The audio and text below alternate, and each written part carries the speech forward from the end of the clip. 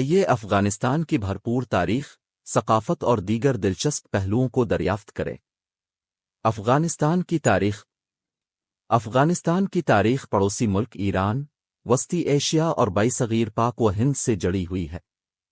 انسانی رہائش کا تعلق وسطی پی لیول تک دور سے ہے۔ اس زمین نے تاریخی شاہراہ ریشم کے ساتھ ایک سنگم کے طور پر کام کیا۔ فارس، سکندر اعظم، عرب مسلمانوں اور انگریزوں سمیت مختلف سلطنتیں اور فاتحین نے اپنا نشان چھوڑا ہے۔ احمد شاہ درانی کی قائم کردہ درانی سلطنت کو جدید افغانستان کی بنیادی ریاست تصور کیا جاتا ہے۔ افغانستان کی سرکاری کرنسی افغانی AFN ہے۔ ابھی تک AFN تقریباً 0.014² US کے برابر ہے۔ کھانا: چاول، جو، دودھ، دہی اور چینے جیسے اہم اجزاء کے ساتھ افغان کھانا بھرپور اور خوشبودار ہے۔ عام پھلوں میں انگور، انار اور خربوزے شامل ہیں۔ قابل ذکر پکوان: کابلی پلاؤ، چاول کی ایک ڈش جس میں خشک میوہ جات، کریملاز گاجر اور بھیڑ کا گوشت ہوتا ہے۔ سجی کباب، بھنا ہوا میمنا چکن، اکثر نان کے ساتھ پیش کیا جاتا ہے۔ اشک، کیما بنایا ہوا میمنے گائے کے گوشت سے بھرا ہوا لیک اور اس کی لین پکوڑ۔ منٹو، کٹے ہوئے گوشت سے بھرے ہوئے مسالہ دار پکوڑے، ٹماٹر دہی ڈپ 3 کے ساتھ پیش کیے جاتے ہیں۔ سرکاری مذہب: افغانستان ایک اسلامی ریاست ہے اور تقریباً 99.7% آبادی اسلام کی پیروی کرتی ہے۔ سنی اسلام غالب ہے، شیعہ مسلمانوں کی تعداد کم ہے۔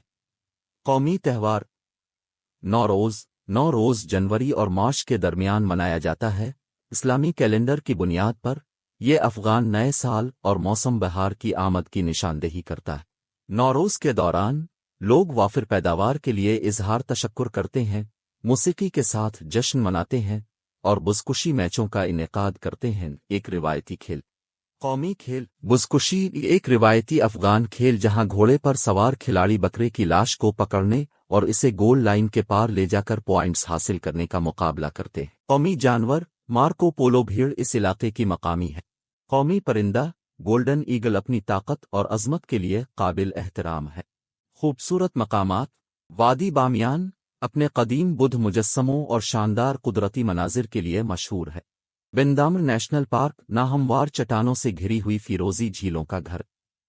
پنشیر وادی سرسبز و شاداب اور برف پوش چوٹیوں والی ایک دلکش وادی۔ بارز: ثقافتی اور مذہبی اصولوں کی وجہ سے افغانستان میں شراب خانے عام نہیں ہیں۔ افغانستان میں جسم فروشی ایک پیچیدہ اور حساس مسئلہ ہے۔ اگرچہ اسے کھلے عام قانونی طور پر تسلیم نہیں کیا گیا ہے، لیکن بعض علاقوں میں اس کے وجود کی اطلاعات ہے۔